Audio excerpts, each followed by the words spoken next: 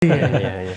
Ya, sedangkan filsafat itu kan kalau saya mungkin pernah belajar itu ya Ustadz, itu kan berarti artinya cinta kebijaksanaan.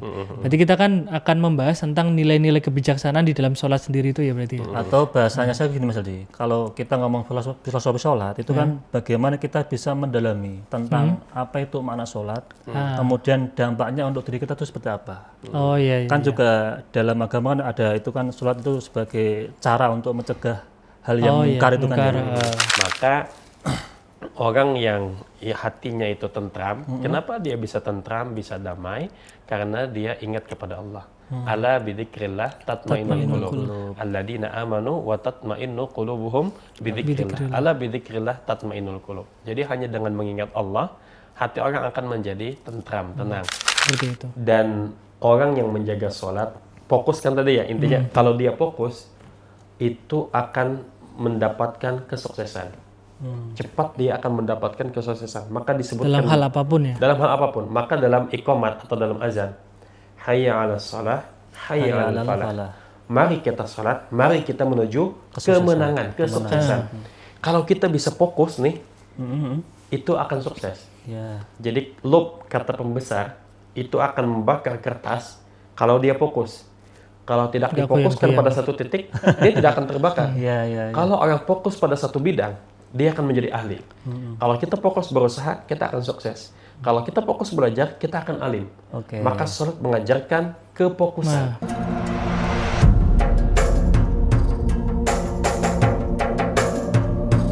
Assalamualaikum warahmatullahi wabarakatuh. Waalaikumsalam warahmatullahi wabarakatuh. Alhamdulillahirabbil alamin wa bihi nasta'in ala umurud dunya waddin sayyidina wa maulana Muhammadin wa ala alihi wa sahbihi ajmain. Rabbi shrah li sadri wa yassir li amri wahlul 'uqdatam min lisani yafqahu qawli amin. Pemirsa Masjid TV, para penonton, sahabat ngopi dan pendengar Dodais dimanapun Anda berada.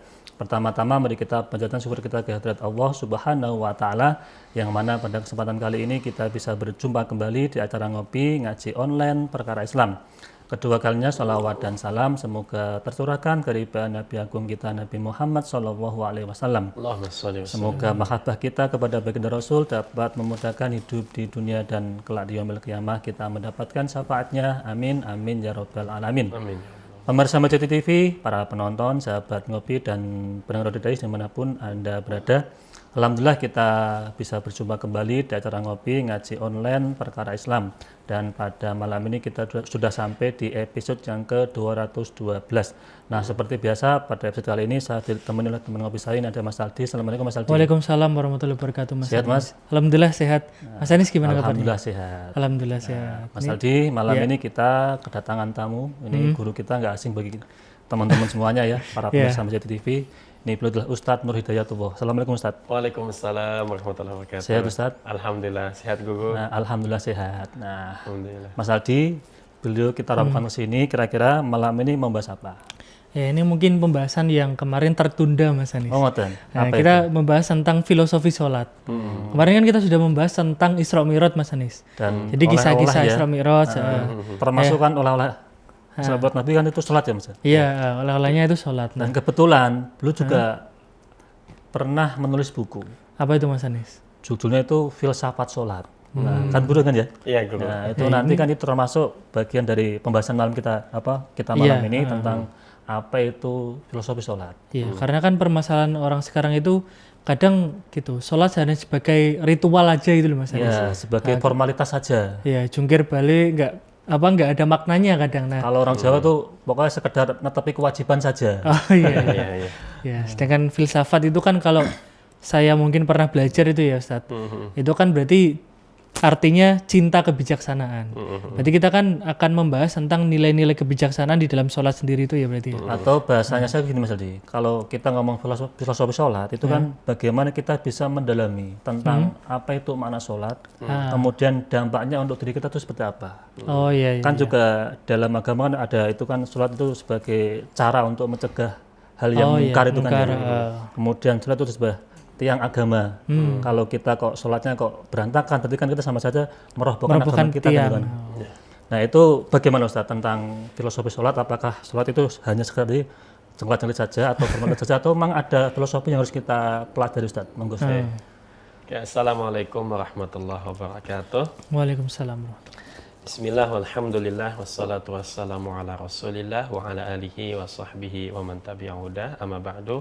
Alhamdulillah, senang sekali bisa silaturahim ke MAJ TV. Iya, Ustaz. Ketemu ada Guru Aldi dan Guru Anis. Anis Masya Allah. Muhammad. Alhamdulillah, senang sekali.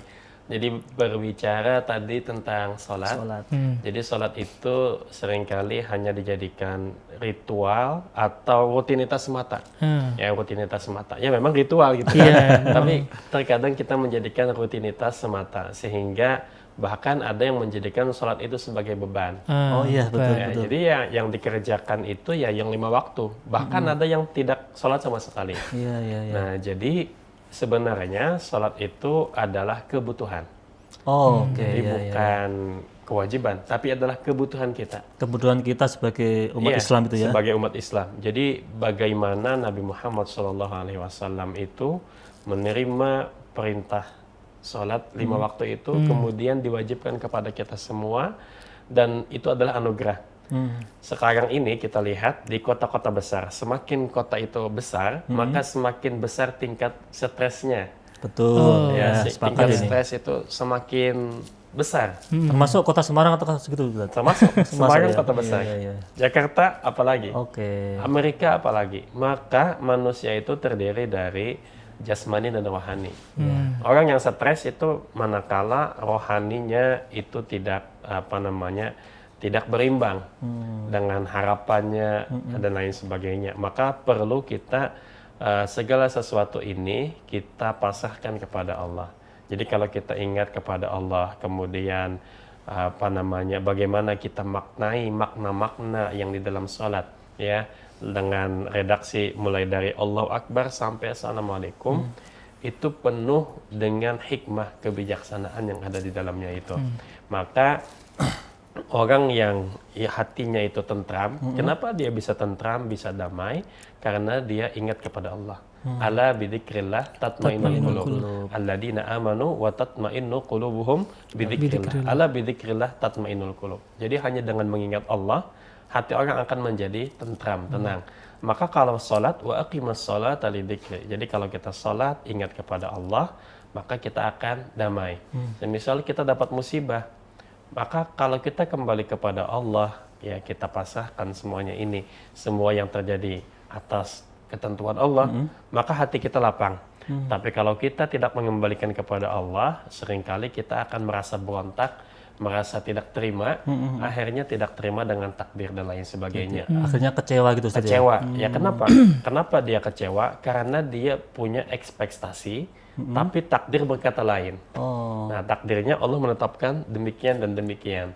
Nah, oleh karena itu, kalau semisal kita jalani apa yang Allah berikan kepada kita, baik keburukan ataupun kebaikan, kembalikan semuanya kepada Allah. Begitu kita dapat kesuksesan, kita tidak sombong. Oke, ya, Dapat pangkat, jabatan, tidak sombong. Dan ketika kita ditimpa musibah, kita tidak hancur, tidak goyang, dan tidak roboh. tidak putus asa saja ya. Ya, jadi kalau orang yang tidak mau sujud, tidak mau salat kepada Allah, maka dia betul kata Nabi Muhammad SAW, dia telah merumbuhkan agamanya. Jadi kalau mendirikan salat, maka menegakkan agamanya. Tapi kalau dia tidak mau mendirikan salat, dia telah merobohkan agamanya. Seperti itu. Nah, kemudian di dalam salat itu dimulai dengan takbir, kemudian diakhiri dengan salam. Menurut definisinya seperti itu. Aqwalun wa af'alun muftatahatun bitakbir wa muhtatamatun bitaslim. Aktivitas berupa ucapan ataupun perbuatan yang dimulai dengan takbir, diakhiri dengan salam. Salat secara bahasa, itu secara istilah ya. Salat secara bahasa itu adalah ad-du'a. As-salat ad-du'a. Salat itu adalah doa. Maka munajat kita kepada Allah. Kalau kita tidak mau berdoa kepada Allah, artinya kita sombong. Seakan-akan kita bisa mengatur segala kehidupan kita ini. Nah, sementara Nabi saja, mulai Nabi Adam sampai Nabi Muhammad, jumlah Nabi itu ada sekitar 124.000. Ya, jumlah Nabi Nabi semuanya. Ya, yang disebutkan dalam Al-Quran, jumlah Rasul itu ada 25. Nah, itu yang Wajib diimani itu ya. yang wajib diimani, yang kita ketahui nama-namanya seperti itu. Semua nabi itu sholat dan semua nabi itu sujud. Padahal mereka hebatnya luar biasa. Betul. Nah, tapi perlu kita ingat juga ketika kita membaca sejarah, Nabi Adam itu kan disuruh sujud, malaikat, kemudian jin, Ya. ya itu disuruh sujud, ya semuanya kepada Nabi Adam. Ya. Fasajadu illa iblis, semuanya sujud kecuali iblis. Iblis tidak mau sujud. Iblis yang tidak mau sujud kepada Nabi Adam, dia dikeluarkan dari surga, ya kan? Nah, bagaimana kalau semisal kita yang tidak mau sujud kepada Tuhannya Nabi Adam, gitu kan? Nah, Tuhannya Nabi Adam Allah Subhanahu wa Ta'ala. Maka sholat itu adalah merupakan kewajiban, bahkan kalau bisa ditingkatkan itu adalah sebagai kebutuhan kita. Contoh nih, ketika takbir, kenapa kita harus mengangkat takbir Allahu Akbar gitu kan? Kita punya banyak urusan, kemudian banyak problem di luar sana. Tapi ketika takbir Allahu Akbar, Allah Maha Besar. Ya. Maka segala sesuatu Kecil. kita punya hutang, segalanya adalah kecil. Ada musibah dan lain sebagainya, itu kecil. Yang besar Allahu Akbar. Kemudian kita mengangkat tangan gitu kan? Mengangkat tangan itu adalah simbol kita pasrah kepada Allah. Contoh kalau kita ada melihat di televisi, ditodong senjata. Nah, ditodong senjata, angkat tangan. Dia angkat tangan. Kenapa dia angkat tangan? Itu tanda dia pasrah. Iya. Itu menyerah saja. Iya, menyerah. Ya. Meskipun dia tanpa suara, dia artinya menyerah kepada pak polisi seperti itu. Nah, sekarang kita punya problem, punya masalah yang besar dalam kehidupan ini, maka kita pasrahkan kepada Allah. Maka Allah nanti akan mengatur kehidupan kita. Nah, jadi itu adalah kebutuhan salat itu. Sebagai kebutuhan kita Mas Aldi. Ya, kalau sholat sekarang itu ya, tadi kan dibilang kebutuhan ya. Tapi terkadang itu dalam prakteknya itu perasaan butuh kita itu belum ada Ustadz. Gampangnya kita ya sholat itu hanya ngikuti aja. Tapi perasaan bahwa kita butuh terhadap sholat itu kurang. Nah sebenarnya kalau kita bicara tentang kebutuhan, sebenarnya kita butuh sholat itu untuk apa Ustadz? Gitu. Dalam kehidupan kita. Oke, sholat itu dalam kebutuhan kita yang pertama adalah bahwa itu adalah kewajiban yang Allah tetapkan kepada kita semua. Inna sholata kanat 'alal mu'minina kitaban mauquta. Jadi itu adalah waktu-waktunya juga ditentukan oleh Allah, seperti itu. Nah, kemudian mengapa sholat itu adalah kebutuhan? Karena Allah tahu manusia ini dia banyak problemnya. Manusia ini hidupnya tidak akan teratur kalau tidak ada sesuatu yang dia takuti, sesuatu yang dia sembah. Siapa yang disembah itu? Ya Allah Subhanahu wa Ta'ala. Maka interaksi kita, kalau semisal nih kita ada apa-apa, contoh saja, Gus Anis sudah punya istri belum? Belum Ustaz. Nah, belum punya istri. Jadi kalau Gus Anis punya istri, itu istrinya apa-apa, dia butuhnya ke suami gitu kan? Pak, belikan susu gitu kan? Belikan. Pak, belikan pampers. Kalau punya anak gitu kan, dibelikan. Pak, belikan martabak dan lain sebagainya. Itu kenapa? Karena istri ini sangat membutuhkan sosok suaminya. Bergantung kepada suami. Bergantung kepada suami.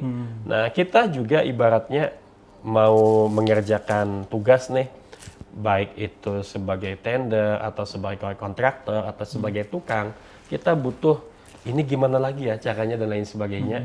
Nah, begitu juga dalam kehidupan ini kita sama, tidak bisa kita selesaikan hanya akal kita semata. Jadi ada kekuatan yang lebih hebat dari itu. Maka wa'alallah falyatawakkalil mutawakkilun, supaya kita berpasrah diri kepada Allah Subhanahu wa Ta'ala. Nah, kenapa sholat? Sebenarnya kan ibadah itu ada dengan doa, itu juga ibadah. Kemudian ada langsung ibaratnya kita bersedekah dengan hati kita. Tapi di dalam sholat itu mengerjakan kesempurnaan ibadah. Di dalamnya ada. Rukun Islam itu ada syahadat, sholat, puasa, zakat, haji. Semua ini ada di dalam sholat. Syahadat, dalam sholat ada asyhadu alla ilaha. Puasa itu kan artinya al-imsak, menahan diri. Di dalam sholat kita menahan diri daripada berbicara, daripada makan minum, ada.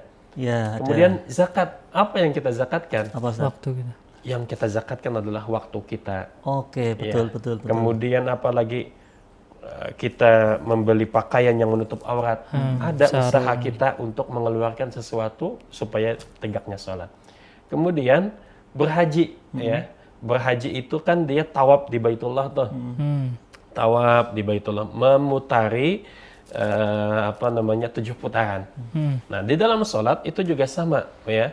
Sholat itu kita, coba kalau kita perhatikan, ada berdiri, ada ruku, ada sujud. Kalau berdiri berapa derajat itu? 0 derajat gitu kan, berada tegak di atas. Lurus tegak dia. Ya, ketika kita ruku 90 derajat. Kemudian ketika kita sujud sekitar 135 derajat.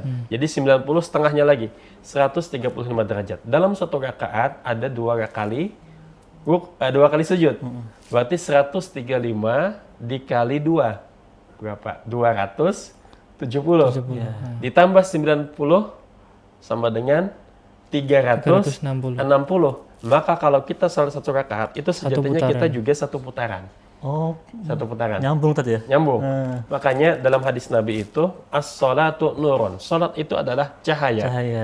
Jadi kalau kita lihat, kita ada dulu sepeda ontel, itu ada pedalnya. Semakin pedal itu diinjak, semakin berputar, maka cahayanya juga akan semakin terang. Maka kalau seseorang itu sholat, semakin banyak dia menjaga sholatnya, hatinya juga akan terang. Maka kalau kita tidak sholat, hati akan menjadi gelap seperti itu. Nah, jadi untuk menerangi kehidupan kita ini. Tadi tentang sholat itu kan, tadi ada gerakan takbir dan lain sebagainya, itu kan sedikit dijelaskan tentang sisi psikologisnya kan Ustadz. Sebenarnya dalam gerakan sholat itu apakah hanya gerakan tanpa makna, atau sebenarnya di balik itu ada sesuatu yang belum kita tahu lah hikmahnya gitu Ustadz.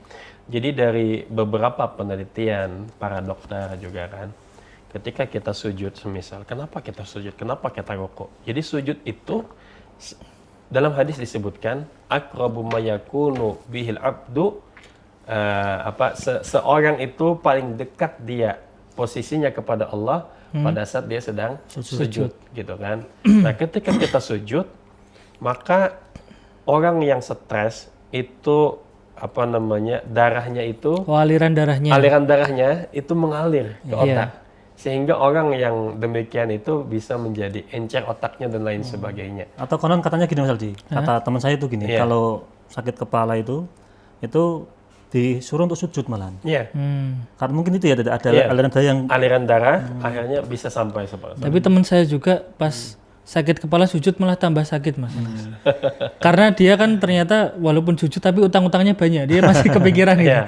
Nah, berarti dia belum memasrahkan sepenuhnya. Berarti belum dia pasrah tidak khusyuk. Betul. Nah, itu permasalahan gak khusyuk itu loh Ustadz. Itu yang agak sulit itu loh. Jadi dalam hadis itu memang disebutkan seseorang itu dicatat pahala sholatnya itu sesuai tingkat kesadarannya, tingkat kekhusyuannya.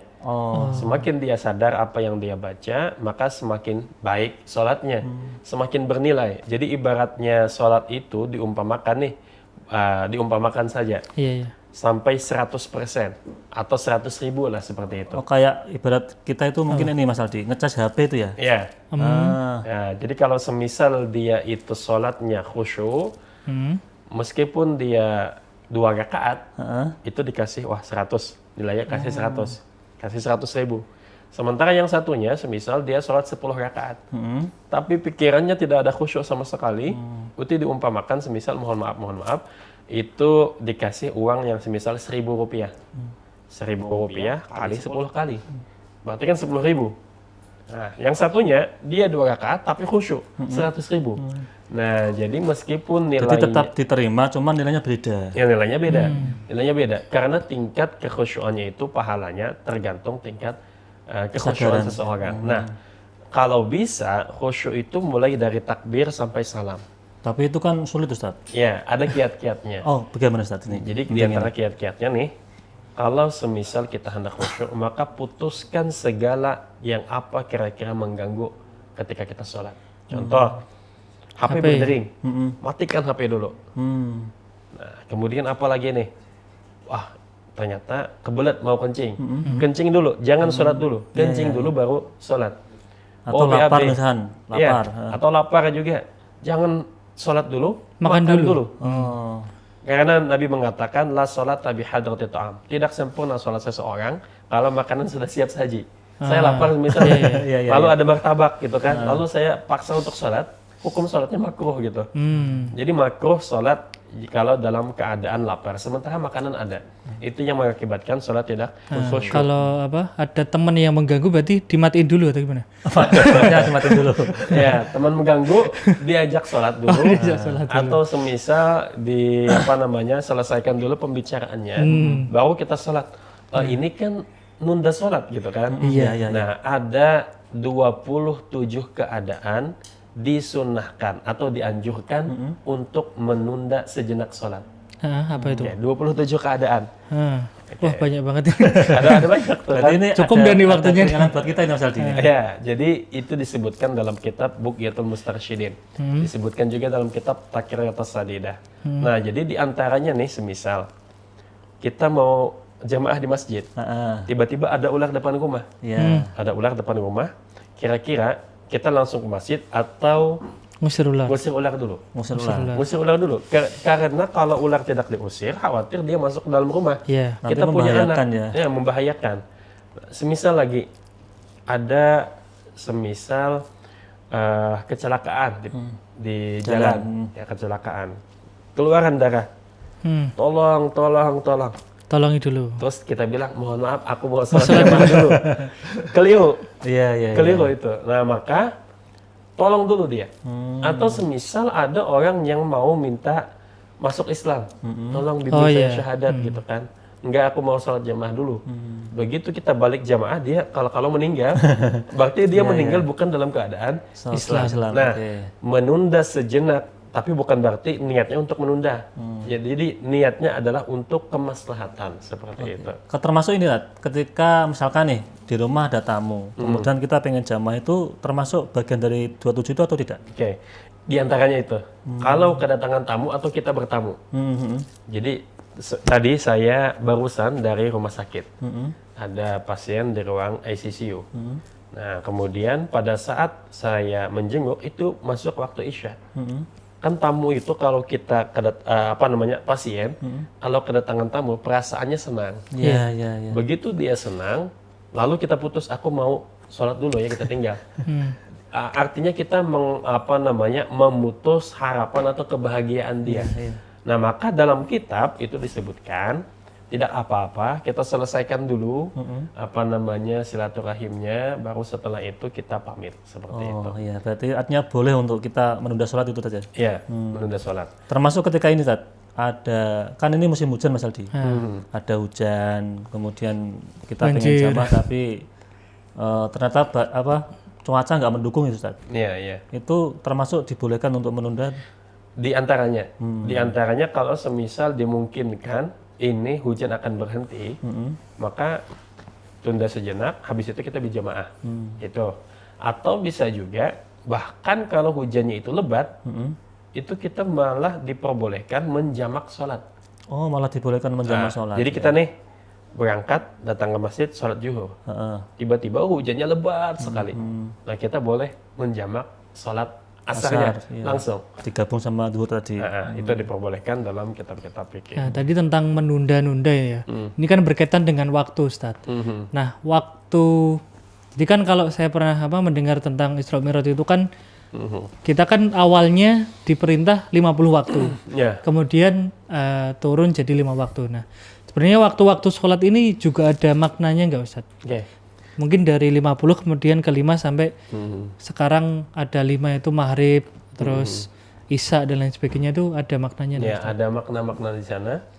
Jadi yang pertama di waktu subuh nih, itu diantaranya adalah bagaimana kita itu supaya disiplin bangun subuh. Jadi umat Islam itu dia akan bisa maju kalau dia bisa bangun subuh. Nabi mengatakan, Nabi berdoa, Allahumma barik li ummati fi bukuriha. Ya Allah, berkahi umatku ini di waktu paginya. Nah, jadi kalau seseorang itu semangat di waktu pagi, dia sampai ke malam nanti semangat. Kalau di masa paginya ini sia-sia, maka orang akan sia-sia. Jadi bangun subuh ya, Ustaz? Bangun subuh. Salat belum tentu.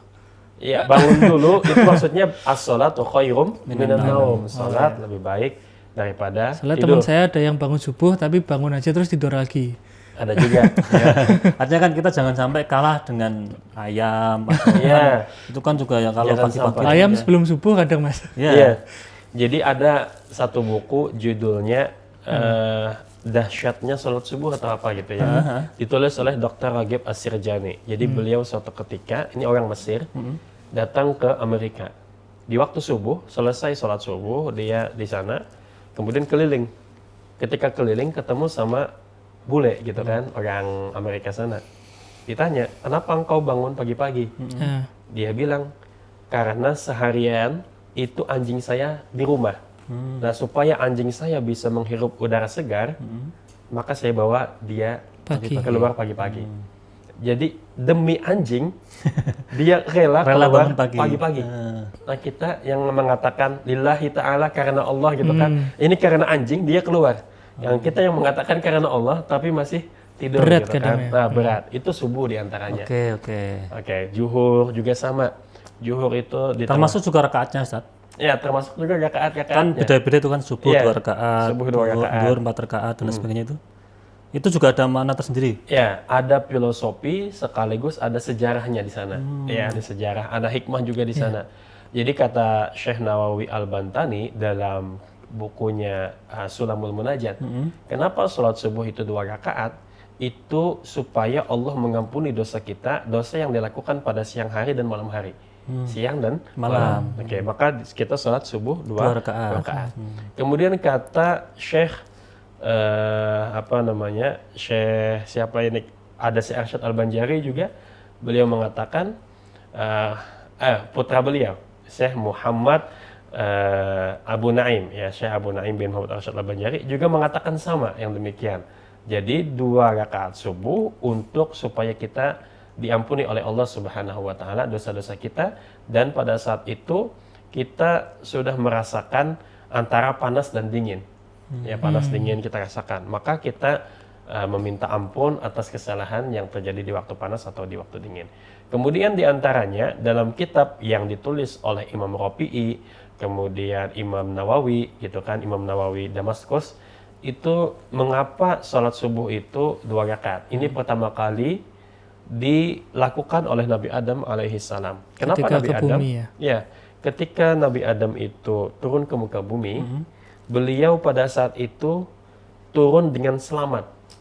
Jadi tidak hancur gitu kan. Nah, iya. Kan kalau Awalnya dari surga nih. iya. Coba kalau kita dari planet, Kayak meteor gitu ya. kayak meteor itu hancur kita. Hancur, betul, Ini betul. Nabi Adam datang ke bumi dengan Dengan selamat. selamat. Yang kedua, pada saat itu Nabi Adam alaihissalam itu turun ke muka bumi ini dalam kondisi gelap.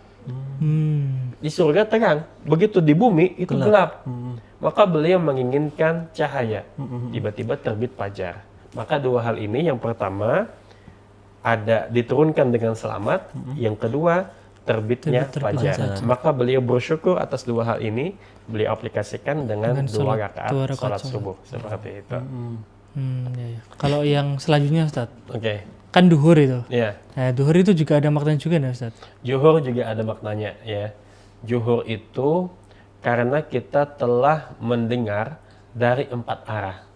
4 arah. Depan, kanan, kiri, belakang. Telinga kita mendengar.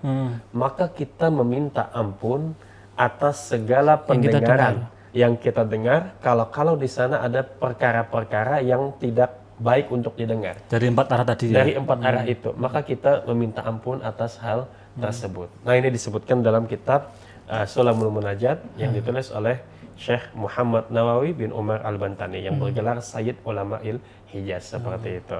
Nah, itu mungkin karena apa itu apa?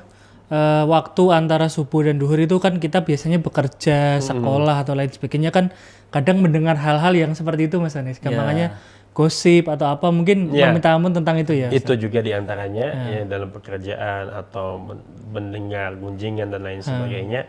Nah, nanti akan saya sampaikan juga 4 rakaat itu apa saja sejarahnya, kemudian asarnya, maghribnya, isyanya, insya Allah nanti. Nah, tapi sebelum dijawab, Ustaz, sebelum dijelaskan tentang makna tadi apa 4 rakaat dan sebagainya, kita akan jeda iklan yang mau lewat dulu. Oke.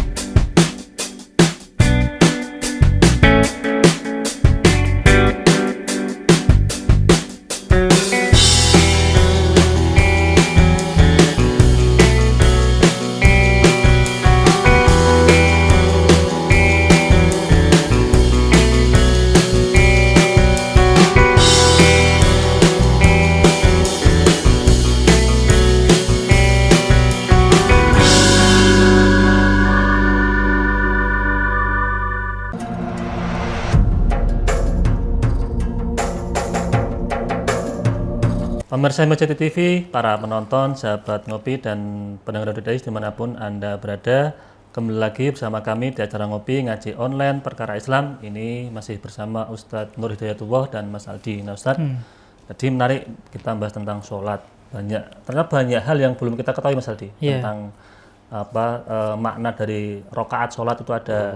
Tadi ada untuk meleburkan dosa dari 4 arah, termasuk 4 rakaat itu, kemudian subuh 2 rakaat juga tadi sudah dibahas maknanya. Ada lagi Ustaz tentang bagaimana kita bisa mengetahui tentang makna rakaat sholat itu Ustaz? Oke, jadi dalam kitab Targhibus Shalah, Targhibus Shalah yang ditulis oleh Syekh Abu Naim bin Syekh Muhammad Arsyad Al-Banjari, sholat zuhur dan asar itu 8 rakaat. Zuhur 4, asar 4. Ya. Itu bermakna supaya membuka 8 pintu surga. Jadi pintu surga itu ada 8. Sholat maghrib dan isya itu 3 dan 4, 7. 7. Ya. Itu adalah untuk menutup 7 pintu neraka.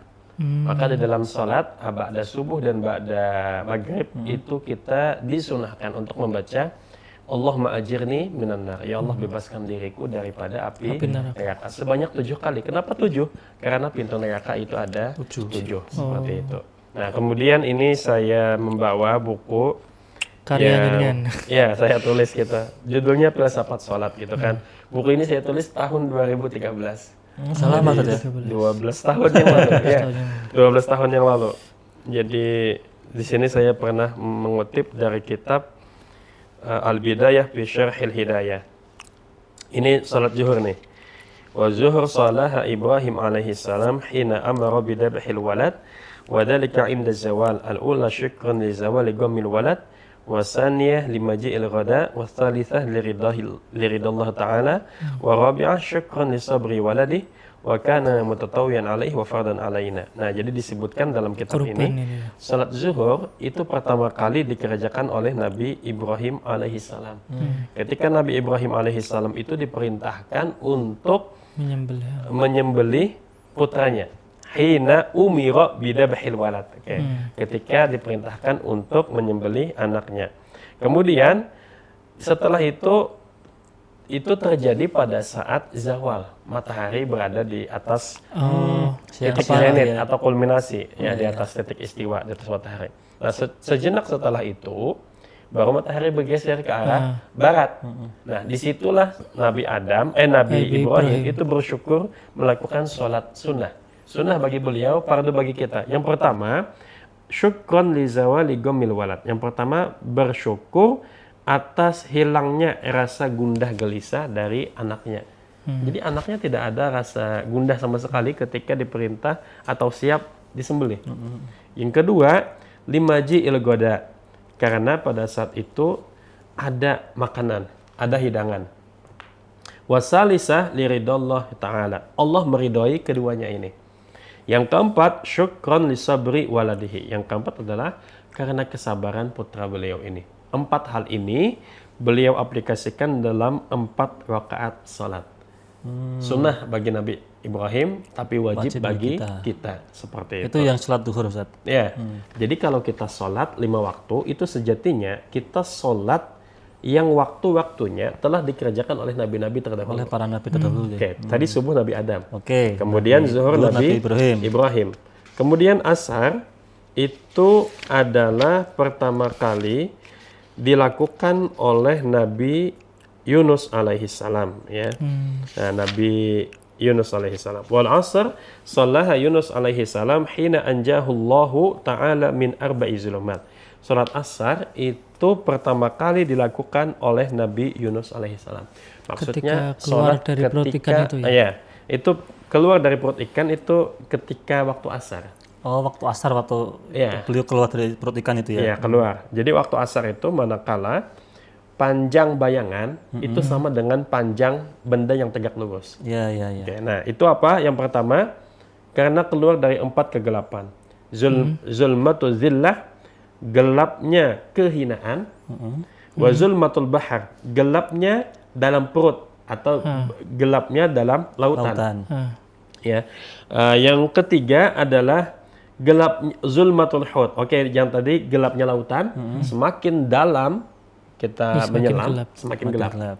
Selamat. Yang ketiga, gelapnya dalam perut ikan. Dan yang keempat, wa zulmatul lail, gelapnya malam.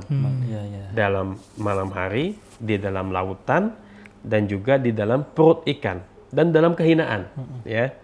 Nah, maka beliau bisa keluar setelah melakukan membaca la ilaha illa anta subhanaka inni kuntu minadz zalimin. Nah, 4 hal ini selamat daripada 4 kegelapan. Beliau akhirnya sholat sunnah bagi beliau, tapi wajib bagi kita. Nah, kemudian sholat maghrib itu 3 rakaat, ya. Itu pertama kali yang mengerjakannya itu adalah Nabi Isa alaihi salam. Disebutkan dalam kitab ini, wal maghrib sallaha Isa alaihi salam al-ula linafil uluhiyah. Yang pertama untuk meniadakan sifat uluhiyah dalam dirinya. Oh, yang dituhankan. Ya, dituhankan. Yang kedua untuk meniadakan, ya, linafil uluhiyah an nafsihi, ya, dirinya itu ditiadakan bahwa dia bukan Tuhan. Wasan ya linafil uluhiyah an ummihi. Ibunya Siti Maryam itu ada yang mengatakan Tuhan ibu. Nah, Nabi Isa alaihi salam itu menolak hal yang demikian.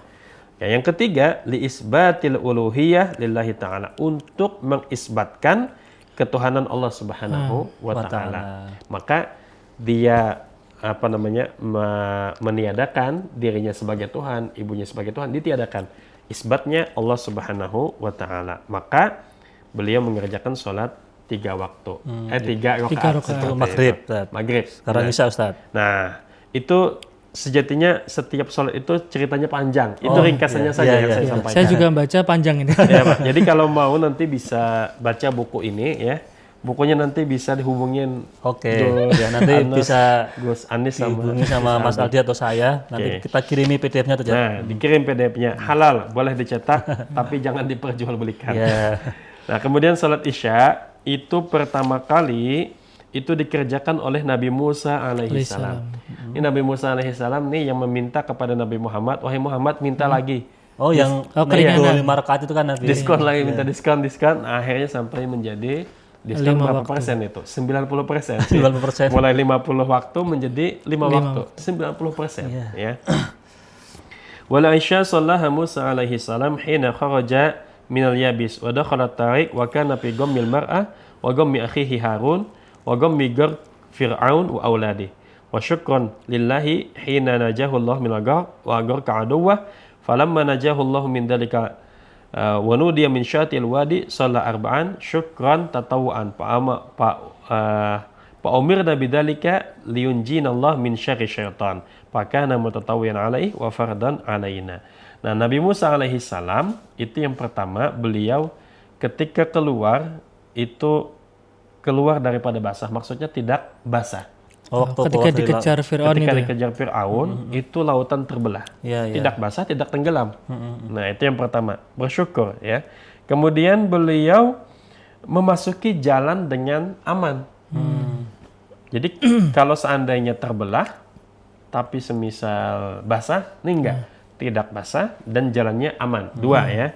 Yang ketiga, Nabi Musa itu khawatir akan seorang perempuan khawatir akan saudaranya yakni Harun dan khawatir akan kejaran Fir'aun. Kekhawatiran ini hilang.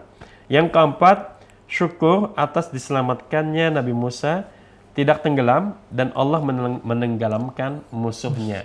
Nah, oleh karena itu kita dituntut juga untuk melakukan sholat supaya apa? Supaya terhindar atau supaya Allah selamatkan daripada keburukan syaitan. Berarti itu waktu ketika Nabi Musa dalam lautan itu waktu malam Isya itu ya? Malam, di waktu Isya ya, di waktu Isya.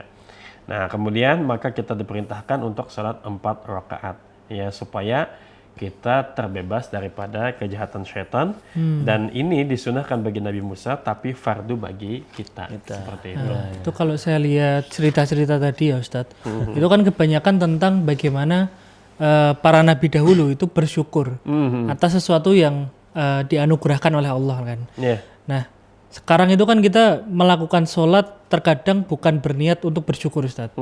Gampangannya mungkin ya anak-anak kecil atau mungkin sampai sekarang itu ada yang berpikiran bahwa saya sholat itu biar dapat surga, biar terhindar dari neraka. Nah, sebenarnya konsep seperti itu apakah bisa dibenarkan Ustadz? Maksudnya kan ada yang ngomong ya kalau sholat ya karena bersyukur, kenapa harus berharap surga neraka? Atau mungkin gitu. kita tambahi Ustadz, misalkan masih muda lah, kayak Mas Li jomblo itu kan, mau minta jodoh, Harus jodoh apapun lah. kan. Mau pengen beli rumah, pengen mobil macam-macam dunia lah itu kan, lewat sholat itu apakah juga diperbolehkan Ustadz? Iya, itu diperbolehkan. Diperbolehkan. Apakah itu ikhlas? Ya ikhlas seperti itu. Jadi memang ikhlas itu tingkatannya ada 3. Ikhlas level 1, level 2, level 3 gitu kan. Nah, maka di dalam hadis-hadis juga Nabi banyak mengiming-imingi.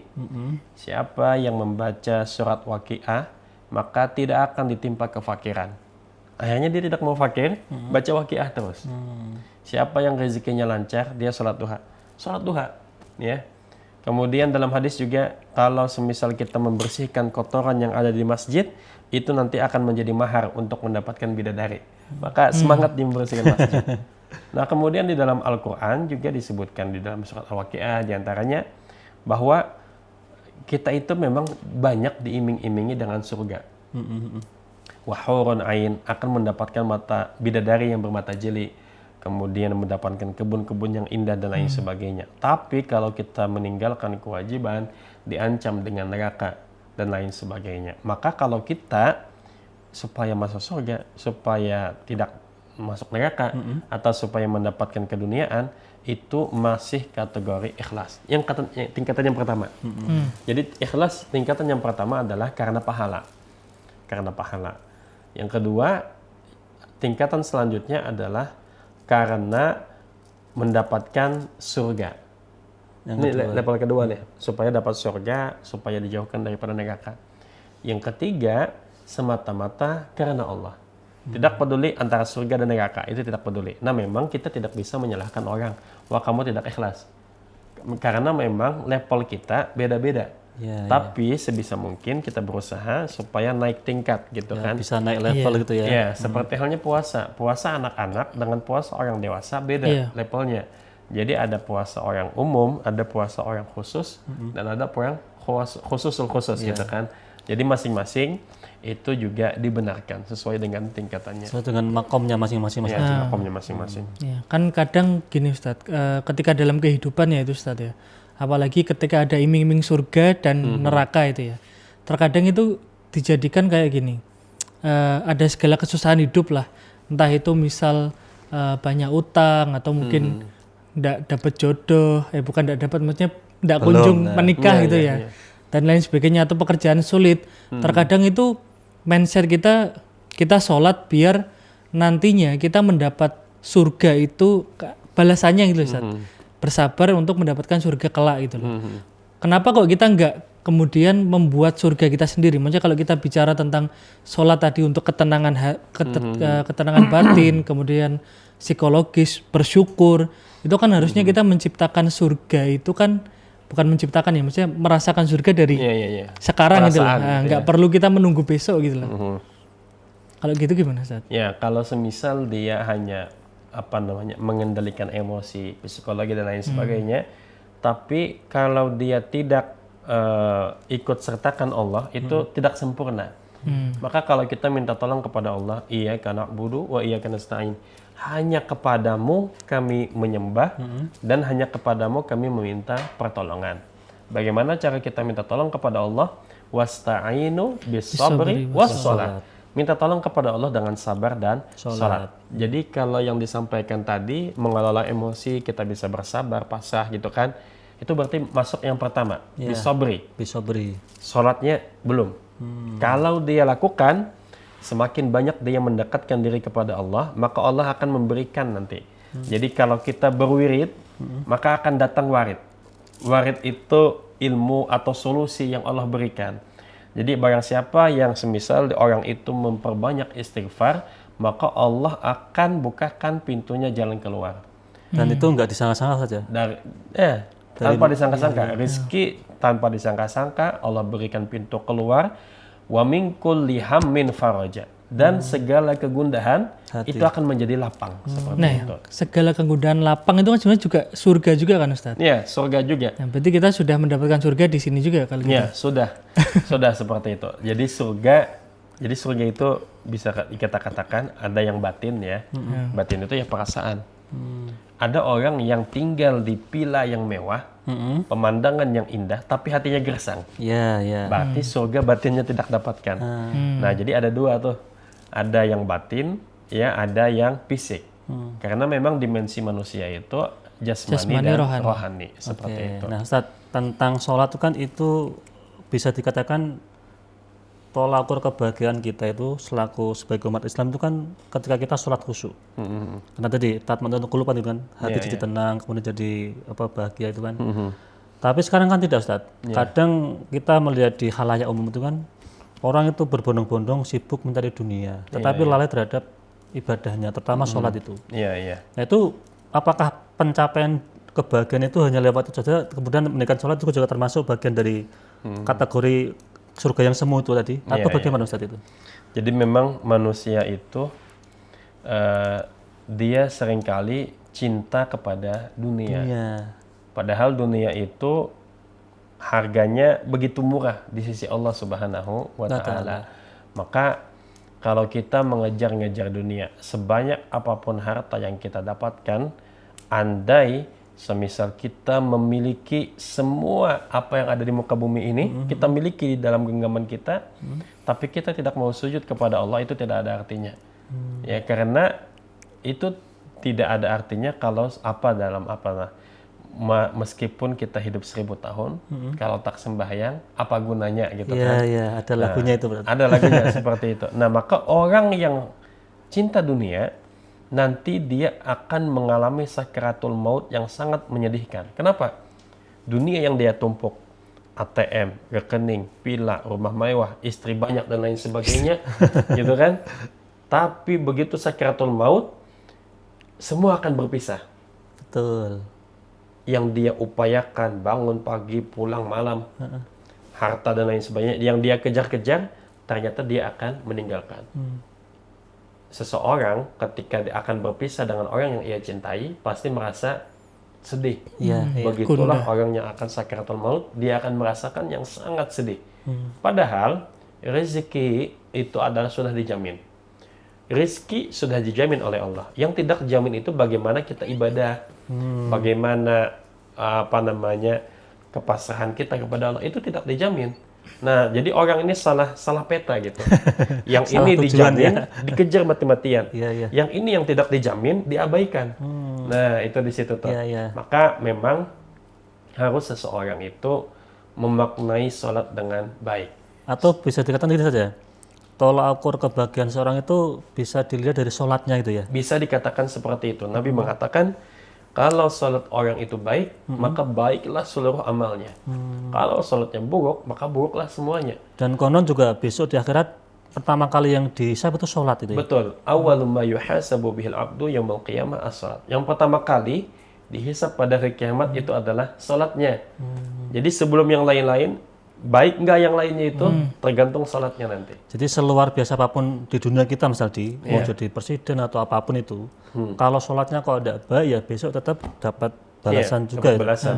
Ada ancaman 15 hukuman orang yang meninggalkan sholat. Duh, kok banyak Di dunia maupun di akhirat. Oh itu dua-duanya tuh di dunia juga. Hadis Nabi. 15 hukuman. Nah sebelum membahas itu tuh Ya. kiat-kiat gimana kita bisa khusyuk gitu kan. Oke, Di antaranya bayangkan setiap sebelum sholat itu dibayangkan ini adalah sholat yang terakhir kita. Sebab malaikat maut bisa saja menjemput kita kapan kita meninggal gitu kan. Bisa saja. Disebutkan dalam riwayat itu malaikat maut itu dalam sehari datang ke rumah kita 5 kali. 24 jam dia datang 5 kali. Itu malaikat maut. Malaikat maut. Kemudian malaikat maut ini memandangi wajah kita dalam sehari itu 70 kali. Jadi sekarang 24 jam bagi 70. Jadi tidak sekitar 20 menit atau sekitar 20 menit itu dipandang malaikat maut. Bahkan kita sekarang nih yang live itu juga disorot oleh malaikat maut. Nah, berarti sudah hafal betul wajah-wajah kita tuh ya? Ya, hafal betul. Tapi kita tidak tahu. Nah, sekarang bayangkan ini adalah sholat yang terakhir. Boleh jadi ketika aku sholat inilah aku akan meninggal dunia. Maka kalau kita yakin kita akan meninggal sesaat lagi, maka kita maksimal mungkin untuk khusyuk. Dengan segala upaya kita untuk tetap khusyuk itu Ya, kita bayangkan kita sekarang berada di hadapan Allah. Ya kalau kita berada di hadapan raja, di hadapan presiden, mungkin duduk akan khusyuk dengan sempurna dan lain sebagainya. Nah sekarang kita berada di hadapan Allah. Bayangkan di sebelah kanan kita itu adalah surga. Sebelah kanan surga. Bayangkan di sebelah kiri kita itu adalah neraka.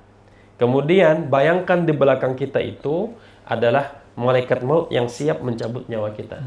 Dan bayangkan di bawah kita ini kita sedang meniti titian Shiratal Mustaqim. Yang kalau terpeleset jatuhlah ke dalam neraka. Nah itu dibayangkan dulu. Kemudian diantaranya ulama mengajarkan membaca Qul a'udzu birabbin nas, malikin nas, ilahin nas dan seterusnya, minta tolong kepada Allah dari godaan syaitan. Jadi Rabbi a'udzubika min hamazati syayatin wa a'udzubika Rabbi ayahdurun. Nah, setelah itu baru Allahu Akbar. Ya, takbir. Itu berarti sebelum sholat sudah ada persiapan. Iya, persiapan dulu ya. Persiapan, konsentrasi, HP, semuanya kita langsungkan. Iya. Ini fokus adalah sholat terakhir kita. Kemudian Allahu Akbar, Allah Maha Besar. Nah, di situ kita kalau bisa mulai takbir sampai salam itu khusyuk bagus.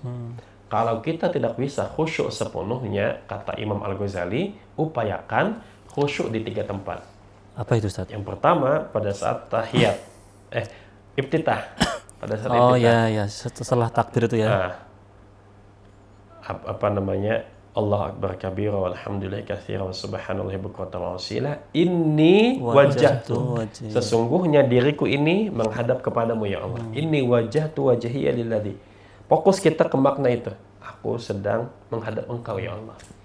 Kemudian pada saat kita membaca Fatihah, iyyaka na'budu wa iyyaka nasta'in. Hanya kepadamu kami menyembah dan hanya kepadamu kami meminta pertolongan. Itu betul-betul kita resapi maknanya. Kita memang tidak berdaya pada saat itu. Nah, kemudian yang ketiga adalah pada saat membaca tahiyat. Di situ mengucapkan sholawat ya.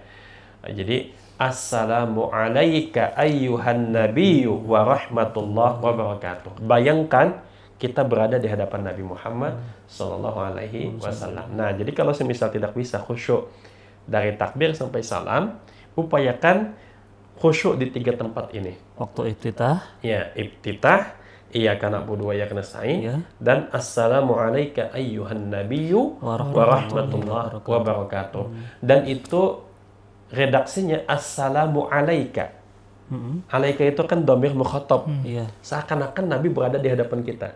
Nah, itu dibayangkan seperti itu. Seolah kita sowan kepada Nabi gitu kan. Ya, bayangkan seperti itu berada di hadapan Nabi. Nah, maka upayakan di 3 hal itu, kata Imam Al-Ghazali. Dan tentu diantaranya juga yang bisa membantu konsentrasi diantaranya adalah jangan terlalu banyak makan. Kalau kekenyangan, ngantuk. atau apa namanya, makanannya dia tidak banyak tapi tidak halal. Nah, masalah juga. iya. Jadi kalau makanan yang tidak halal Membuat tidak itu khusyuk. nanti malas untuk sholat. Oh, males. Malas untuk sholat, malas untuk diajak kebaikan, suka terhadap maksiat. Ayo ke diskotek, ayo gitu kan. Itu kalau semisal dia makanan tidak halal. iya. Tapi kalau semisal dia makanannya halal, diajak ke diskotek nggak mau. Diajak sholawatan, ayo gitu kan. Jadi secara otomatis itu menolak tadi ya, ketika Iya. diajak maksiat itu menolak itu ya. Menolak. Nah, diantaranya lagi tergantung juga aktivitas kita di luar sholat. Aktivitas kita di luar sholat itu akan berpengaruh kepada kekhusyuan sholat. Jadi inna sholata tanha 'anil fahsya wal munkar. Jadi kemaksiatan, dosa yang kita lakukan itu akan berpengaruh pada kekhusyuan sholat kita. Iya. Kalau di luar sholat kita bisa menjaga diri, insya Allah di dalam sholat kita bisa menjaga diri. Nah, satu juga yang dikatakan oleh ulama diantaranya dalam Ihya Ulumuddin bahwa gambaran kita sakaratul maut itu bagaimana? Kita sakaratul maut ingat apa nih?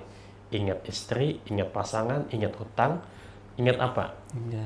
Lihatlah pada saat kita sholat. Oke. Kita sholat ingat apa? Kita sholat artinya menghadap Allah. Pada saat sakaratul maut ini orang juga akan menghadap Allah gitu kan.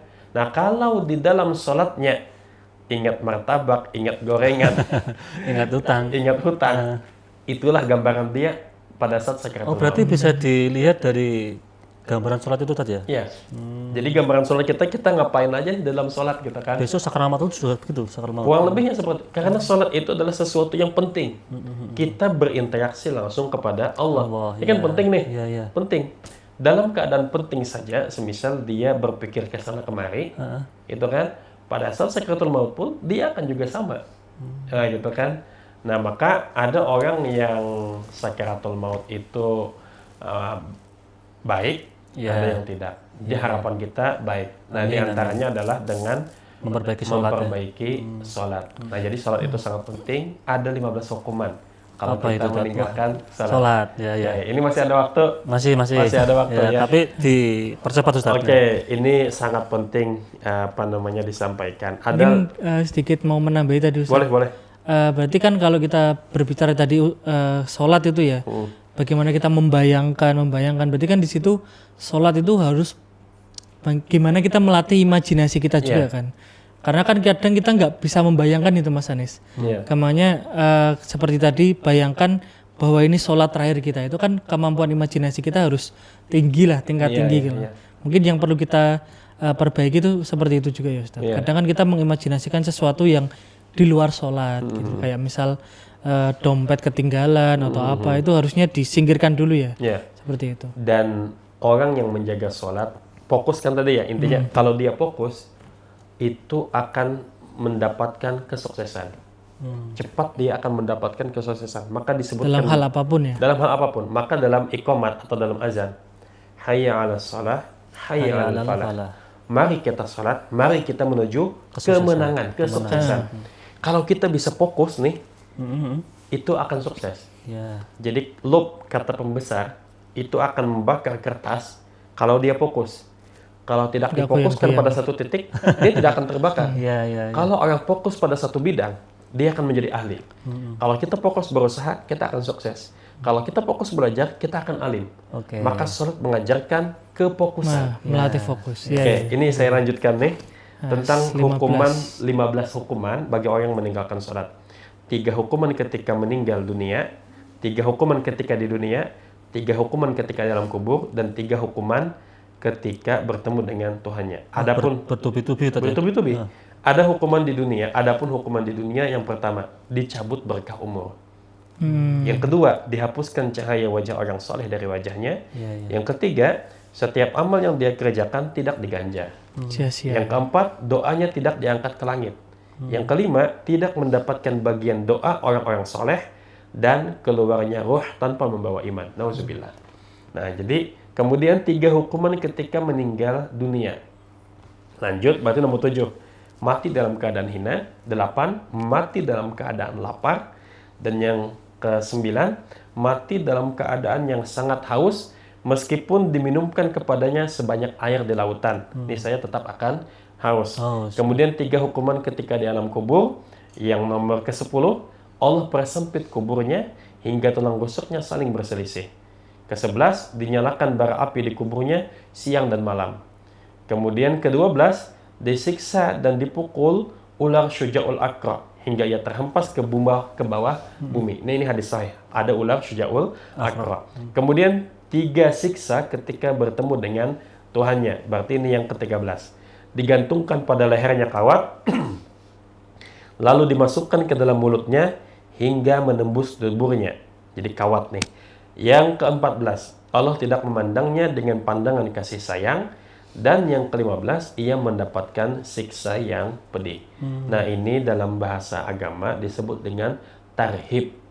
Tarhib itu artinya memberikan ancaman bagi orang yang melanggar seperti itu.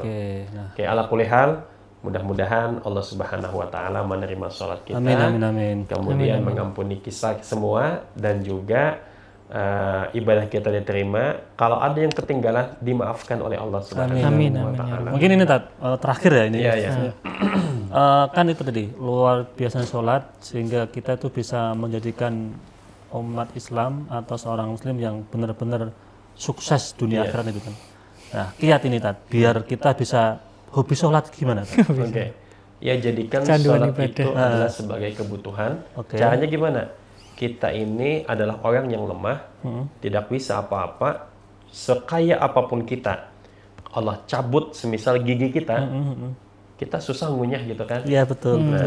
Sekaya apapun kita bisa berobat ke sana kemari, tapi kita tidak bisa membeli kesehatan.